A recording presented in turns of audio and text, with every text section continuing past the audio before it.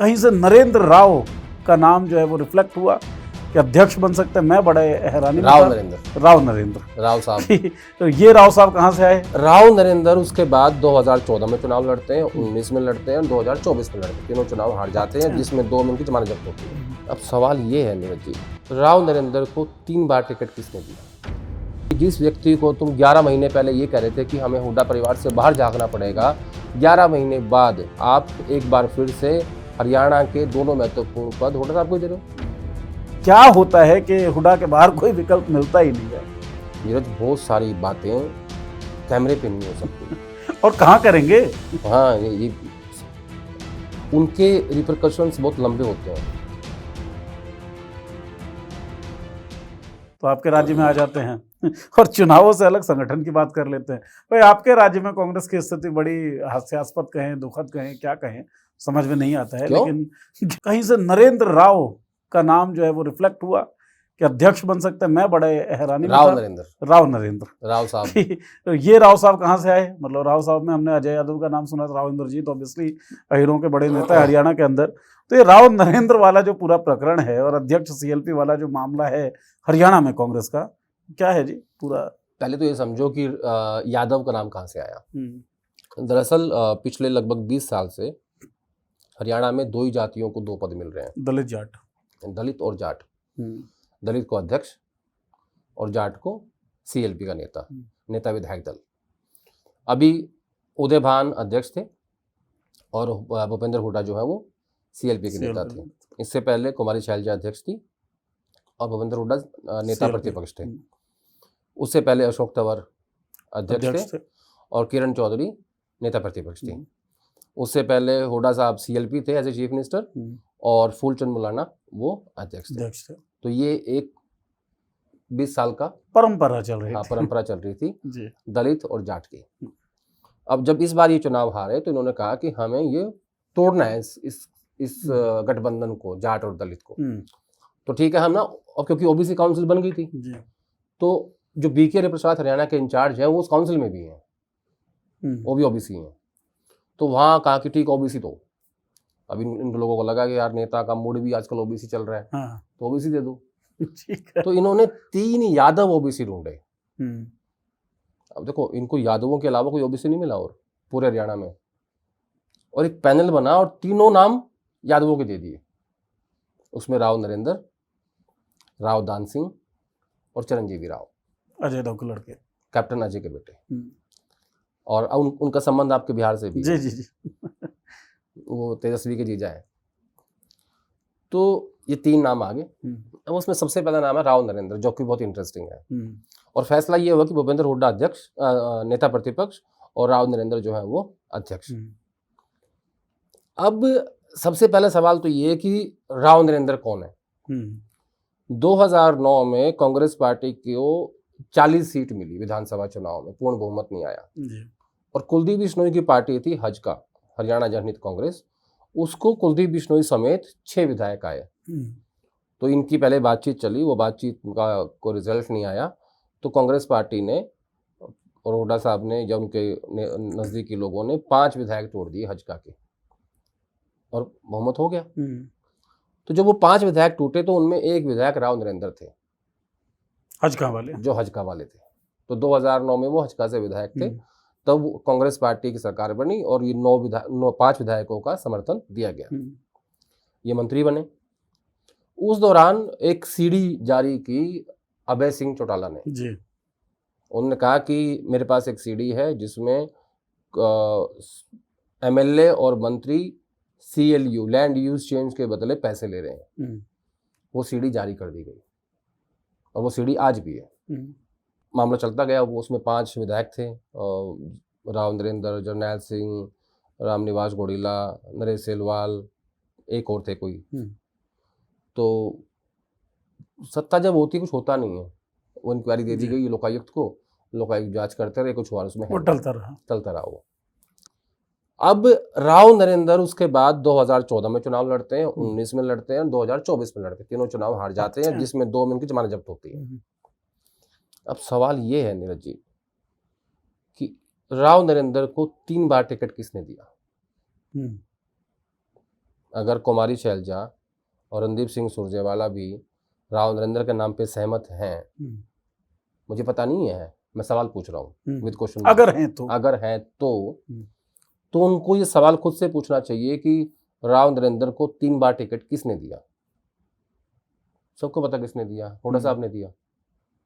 अब अगर भूपेंद्र हुड्डा नेता प्रतिपक्ष और राव नरेंद्र अध्यक्ष बन जाते हैं तो इसका मतलब ये हुआ कि जिस व्यक्ति को तुम 11 महीने पहले ये कह रहे थे कि हमें हुड्डा परिवार से बाहर झांकना पड़ेगा, 11 महीने बाद 8 तारीख को 1 साल हो जाएगा, 8 अक्टूबर को 11 महीने बाद आप एक बार फिर से हरियाणा के दोनों महत्वपूर्ण पद हुड्डा साहब को दे रहे हो। ठीक है, यानी आपके सामने कोई कंपटीशन नहीं है, या तो ये हो सकता है। और दूसरा जो आप मुझसे बार बार पिछली बार पूछ रहे थे, जो मैं नहीं बता पाया था आपको, तो वही बाकी सब भगवान को पता है। कुछ चीजें तो बतानी चाहिए मुझे लगता है, और बड़ी जरूरी हो जाती हैं, क्योंकि जब भी हम गेम खेला करते हैं। एक और चीज सुन, एक चीज रह गई, बड़ी इंपॉर्टेंट बात है। बताइए। वो जो उनकी सीडी थी ना, वो थी अभय सिंह चौटाला के पास जी। तो वो लोकायुक्त के पास चली गई जांच, तो सीडी वहां जमा होगी। अब राव नरेंद्र के जो विरोधी थे पार्टी के अंदर, वो लोग चाहते थे कि भाई वो सीडी हम दे राहुल गांधी को, तो अभय सिंह के थ्रू उस सीडी की एक कॉपी मैनेज की गई और भेजी गई, और राहुल गांधी के पास भेजी गई। अब इन लोगों को ये पता नहीं है शायद कि राहुल गांधी थोड़ी सीडी देखता है बैठ के, वीसीआर मंगवाएंगे, सीडी डालेंगे। हाँ, कि वो कहेगा लाओ भाई सीडी देखनी है, बड़ी महत्वपूर्ण आई है, करप्शन की बात हो रही है, मैं भी देखूं हमारे कौन से नेता ऐसे हैं। ऐसा नहीं होता, बड़े लोग ऐसे नहीं करते। अब उनके पास 2 लोग हैं, एक है वेणुगोपाल संगठन महासचिव, दूसरा है बीके प्रसाद हरियाणा के इंचार्ज। वो एक ही बात बोलेंगे, वो वेणु देखो, लुक इनटू इट, या बीके जी आपने देख लिया, बोला yes sir, it's already in public domain from last almost 12 years now. खत्म, गई सीडी तेल लेने। इन सबसे कुछ नहीं होना जाना। अरे भाई, वो किससे पूछेंगे? हरियाणा के इंचार्ज से। ठीक बात है, या अपने संगठन महासचिव से। दोनों कहेंगे ठीक है मैं भी देख रहा हूँ, वो कहेगा मैंने देख ली है, पब्लिक डोमेन में 12 साल से है, ठीक है, काम खत्म। एक सवाल ना सर मेरे जहन में फिर भी आता रहता है हमेशा। मैं जब हरियाणा में आया बिहार से सन 2002 में, तो ओम प्रकाश चौटाला का नाम ही सुना था, क्योंकि मुख्यमंत्री थे उस वक्त। और उसके बाद जब राजनीतिक समझ थोड़ी बहुत डेवलप हुई, तो पता पड़ा कि भाई इनेलो है जो जाट पार्टी है, और कांग्रेस जो है इंक्लूसिव है, मतलब तमाम जो गैर जाट पार्टी या फिर और बाकी जितनी भी जातियां हैं वो कांग्रेस के साथ ठीक हैं, अलाइंड हैं। इसके बाद भूपेंद्र सिंह हुड्डा चीफ मिनिस्टर बनते हैं, और कांग्रेस का जो चेंज है, तब्दीली जो है, वो जाट पार्टी के रूप में होने लगती है। 2009 में हुड्डा के नेतृत्व में चुनाव लड़ा जाता है, लगभग हार ही जाते हैं, बहुमत तो आपको पूर्ण मिलता नहीं है, हजका तोड़ के आप सरकार बना लेते हैं। 14 में आप लड़ते हैं, 14 में आप हार जाते हैं, चलिए मान लेते हैं मोदी वेव था। 2019 का चुनाव फिर से हुड्डा साहब की चेहरे पे ही लड़ा गया, फिर आप हार जाते हैं। 24 में आप हार जाते हैं। राव नरेंद्र, आप नहीं बताया, 14, 19, 24 3 चुनाव हारे हुए हैं। अब जब 24 का इलेक्शन था, इसमें फेवरेट्स कांग्रेस थी चुनावों में जाने से पहले। रिजल्ट आया तो कांग्रेस की हालत बिल्कुल खराब। एनालिसिस तो किया होगा ना इन लोगों ने, और ये बातें उठने लगी थी कि अब हुड्डा की गिरफ्त से बाहर आएंगे, अब हुड्डा से बाहर विकल्प तलाशे जाएंगे। लेकिन क्या होता है कि हुड्डा के बाहर कोई विकल्प मिलता ही नहीं है। देखो, ये जो आपका सवाल ना लास्ट वाला, इसका जवाब आखिर में दूंगा। ठीक। जब 2004 में जब चुनाव हुआ तो 67 सीट आई कांग्रेस पार्टी की, और चौटाला साहब मुख्यमंत्री थे। तब क्या होता था, INLD जाट पार्टी थी और कांग्रेस पार्टी गैर जाट पार्टी मानी जाती थी, बीजेपी कहीं थी ही नहीं जी। जो वोट बैंक आज बीजेपी का है, वो वोट बैंक कांग्रेस पार्टी का होता था। उसमें एक बुके होता था, जाट, यादव, दलित, गुजर, पंजाबी, बनिया, और अपने अपने पॉकेट के सब नेता थे। वो जीत के आते थे, सरकार बन जाती थी। तो ऐसा कहते हैं, तब मैं तो 2004 में मैं फर्स्ट ईयर में था कॉलेज में, तो तब ऐसा कहते हैं कि वो जो 67 सीट आई थी, वो आई थी भजनलाल के नाम पे, क्योंकि ओम प्रकाश चौटाला का जाट राज था, उसके खिलाफ लोगों ने वोट दिया था ताकि गैर जाट मुख्यमंत्री बन सके। लेकिन कांग्रेस ने, और खासतौर पर सोनिया गांधी, अहमद पटेल ने भूपेंद्र सिंह हुड्डा को हरियाणा का पहली बार मुख्यमंत्री बनाया। 2009 आते आते कांग्रेस पार्टी की 40 सीट आई, पूर्ण बहुमत नहीं आया, लेकिन सरकार कांग्रेस पार्टी की बनी। हुड्डा साहब ने 2 कार्यकाल अपने लगातार चले की है। 2014 में इनकी 15 सीट आती हैं। 2019 में इनकी 31 सीट आती हैं और 2024 में इनकी 37 सीट आती हैं। ठीक है, वोट डिफरेंस बहुत कम है, 22,000 वोट का ही डिफरेंस है टोटल बीजेपी और कांग्रेस के बीच में, लेकिन सीट डिफरेंस 11 है। उनकी 48 है, इनकी 37 है। ये तो ही बात सीटों की।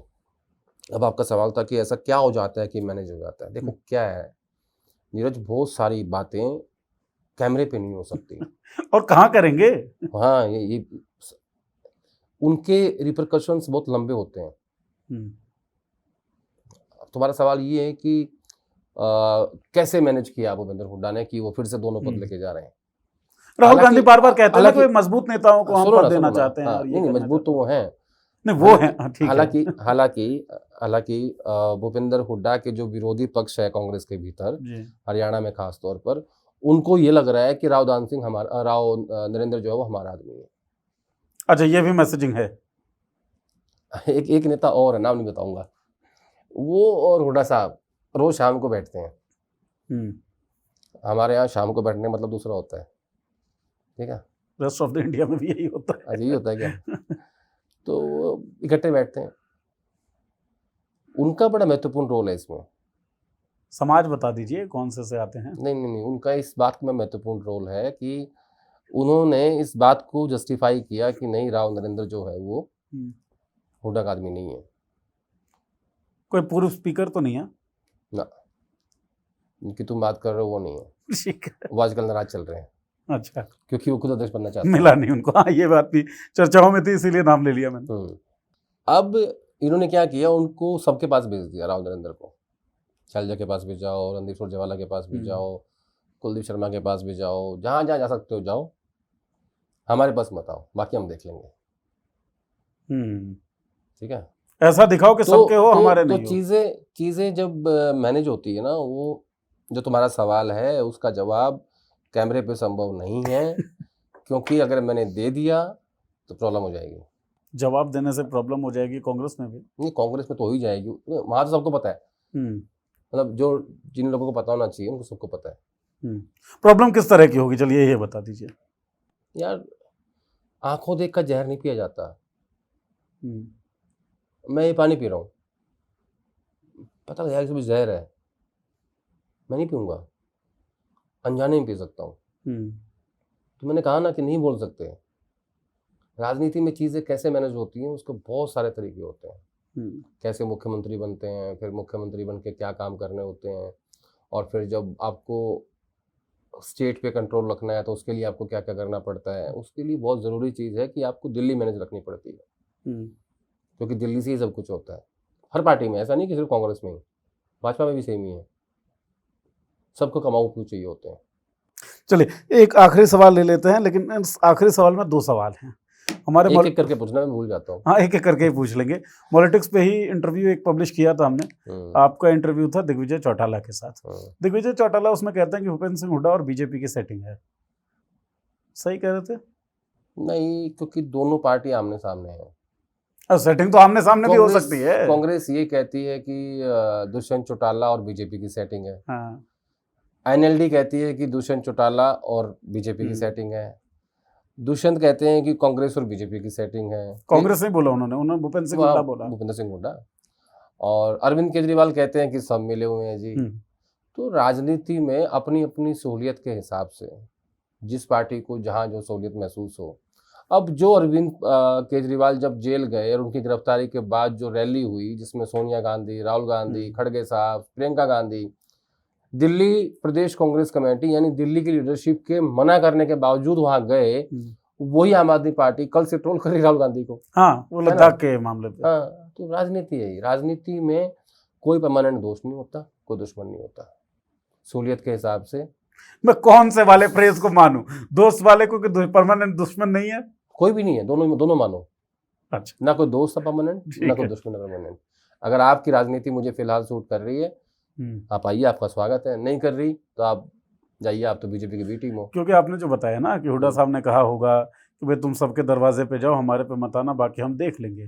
तो आमने सामने रहते हुए भी आप दोस्त हो सकते हैं। ये मैंने एज्यूम किया है, ये कवि की कल्पना है। तो कवि की कल्पना के आधार पे उन्होंने इस तरीके से चीजें मैनेज की होंगी। देखो दो कांग्रेस पार्टी में दो ही वो हैं जिन्होंने मौन धारण करके रखा अपनी राजनीति में। पहले थे डॉक्टर मनमोहन सिंह जी, देश के पूर्व प्रधानमंत्री, उनका मैं बड़ा सम्मान करता हूँ और वाकई में मन से करता हूँ।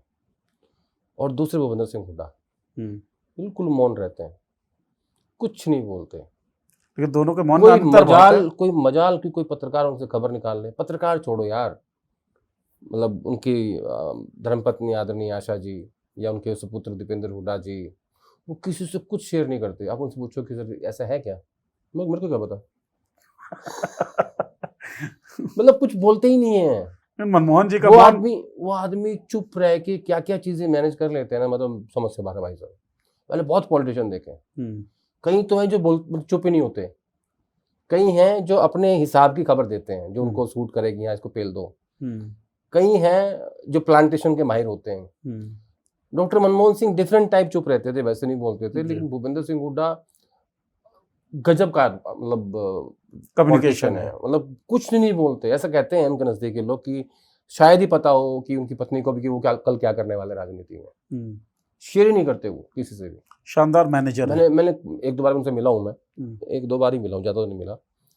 कुछ पूछता हूँ उनसे, मां सर ये ऐसा हुआ क्या, मुझे नहीं पता, तू बता दे। ऐसा भी नहीं बोलते। फिर तू जैसे तुम सवाल घुमा के पूछ रहे हो, फिर मैं पूछूंगा सर ऐसा है क्या, मेरे को कैसे पता होगा। खाटी हरियाणवी नेता हैं। नहीं खाटी हरियाणवी नहीं, हरियाणवी तो चुप ही नहीं होते। हरियाणवी बोल देता है मुंहफट। हाँ वो तो मुंहफट होते हैं। बहुत मतलब उनका जो सिस्टम है ना डाइजेशन का, बहुत तकड़ा है। सब कुछ पता होगा, पता है कुछ नहीं। गुणी व्यक्ति हैं। गुणी बहुत बड़ा भारी गुण है। भारी गुण तो है ही। तो इस गुणी व्यक्ति के हाथों में फिर से अगर सब कुछ ठीक रहा है इनके हिसाब से, तो कमान रहेगी अध्यक्ष पद की भी और सीएलपी की भी। अज्यूम कर रहे हैं खुद बन जाएंगे और उनका आदमी जो है वो अध्यक्ष बन। हाँ तो कमान इन्हीं के हाथ में रही ना। हाँ। जैसे उदयमान है। और मैं तो इसको ऐसे कह देता हूँ, अगर ये फैसला हो जाता है, अगर लगा रहा हूँ, क्योंकि कांग्रेस पार्टी में क्या होता है, जब तक चिट्ठी हाथ में ना आए ना तब तक कुछ भी तय नहीं है। कुछ मत मानो। जिस दिन चिट्ठी आ गई, एक बात समझ लेना, और बहुत जिम्मेदारी से बोल रहा हूँ, इसका मतलब ये है कि 2029 के चुनाव की टिकटें भूपेंद्र हुड्डा बांटेगा। यही मेरा सवाल था कि 2029 के चुनाव में भी टिकटें अगर भूपेंद्र सिंह हुड्डा बांटेंगे, जो 14, 19, 24 में उन्होंने बांटा है, तो क्या स्थिति होने वाली है? पूरी नहीं बांटी, थोड़ी बहुत, मतलब मेजोरिटी तो इन्होंने ही बांटी है। मतलब 19 में इनके पास पूरा वो नहीं था, कंट्रोल नहीं था। 24 में तो 80 सीटें था। 24 में 80 सीटें इनकी थी। नहीं 72 आउट ऑफ 90। अच्छा, तो 29 में क्या रिजल्ट? अगर राव नरेंद्र अध्यक्ष हो जाते हैं, जो कि उदयमान पार्ट 2 होगा, और हुड्डा साहब सीएलपी हो जाते हैं, तो 29 के चुनाव की टिकटें हुड्डा परिवार फिर से बांटेगा। और अगर हुड्डा परिवार फिर से टिकटें बांटता है, तो आपके राज्य में कांग्रेस की स्थिति क्या रहने वाली है? राजनीति में 4 साल का प्रेडिक्शन थोड़ी होता है। 4 दिन बाद क्या होगा ये नहीं पता। उदाहरण दूं, 2020 में ट्रंप कैसे हारे, 4 साल बाद कैसे वापसी करी, किसने सोचा था? ठीक बात है। Devendra Fadnavis deputy chief minister थे, कैसे वापसी करी, पूर्ण बहुमत के मुख्यमंत्री बन के आए, किसने सोचा था? बीजेपी 240 आएगी, किसने सोचा था? मैंने सोचा था, मैंने तो बोला भी था। 240 लेकिन राम मंदिर बनाने के बाद 240 आएंगी, किसको पता था? अप्रत्याशित। तो राजनीति, हिंदुस्तान की राजनीति का प्रेडिक्शन तुम तो कर रहे हो 4 साल के बाद क्या होगा। मैं आज कह रहा हूं कि 4 दिन बाद क्या होगा ये नहीं पता। यहाँ कौन सी घटना कब घट जाएगी और कब वो पब्लिक सेंटीमेंट में तब्दील हो जाएगी, कुछ कोई भरोसा नहीं होता। संगठन को देखते हुए, संगठन जिस तरह का होना चाहिए और जिस तरह का कभी बन नहीं पाया, अशोक तंवर, भूपेंद्र सिंह हुड्डा, अब तो संगठन बन गया ना। अभी लगभग 13 साल के बाद जिला अध्यक्ष बने हैं, बड़ी अचीवमेंट है। हालांकि वो 13 साल लगे। और तुम्हारे राज्य में तो कमेटी भी नहीं है, प्रदेश कांग्रेस कमेटी नहीं है। देखिए, कांग्रेस जो है बिना संगठन के चल जाती है, कब तक चल पाएगी ये देखने वाली बात होगी। बहरहाल बिहार के चुनावों के लिए एक संकल्प पत्र की घोषणा हो चुकी है। हरियाणा में अध्यक्ष और सीएलपी लीडर का जो चुनाव है वो प्रतीक्षित है, अवेटेड है। देखिए कब तक आता है। काफ़ी सारे पेंच उलझे हुए हैं, काफ़ी सारे नाम जो हैं वो चल रहे हैं। मजबूत नाम 2 हैं, राव नरेंद्र और भूपेंद्र सिंह हुड्डा का।